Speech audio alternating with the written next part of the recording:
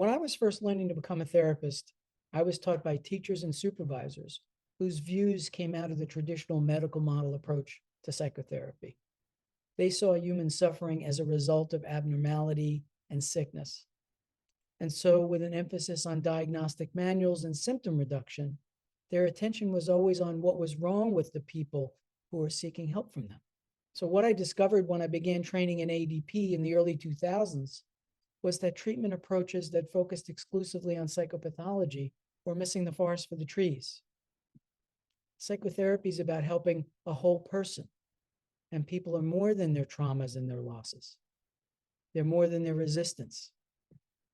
What AEDP's theoretical model and clinical skill set demonstrated to me was that psychotherapy could do better, and that we as therapists could aim higher. We could attend to what is problematic and alleviate suffering in the people we serve, as other approaches do. But we could also recognize and honor and strengthen what is right about them as well.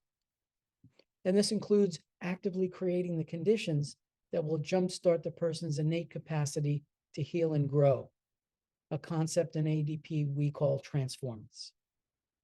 The AEDP approach inspires me every day that I go to work, because rather than trying to alleviate symptoms, I get to work in a way that helps people to have new experiences that bring more happiness, strength, clarity, and aliveness.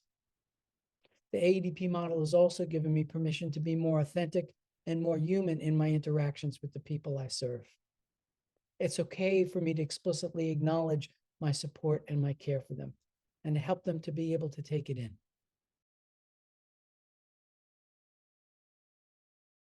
In 2003, I was lucky enough to be a participant in Diana Foch's very first immersion course. I'd been a clinician for about 12 years at that point in time and had trained in a number of treatment approaches. But I didn't really find one that really felt like it fit for me personally. A friend had recommended that I attend the AEDP immersion course, which was just starting up. And I was just blown away by how open and flexible and comprehensive the AEDP model was. So for me on that day, I knew that I found my clinical home.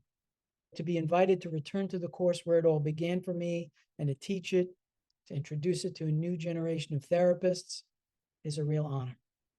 There are a lot of things that excite me about teaching this course.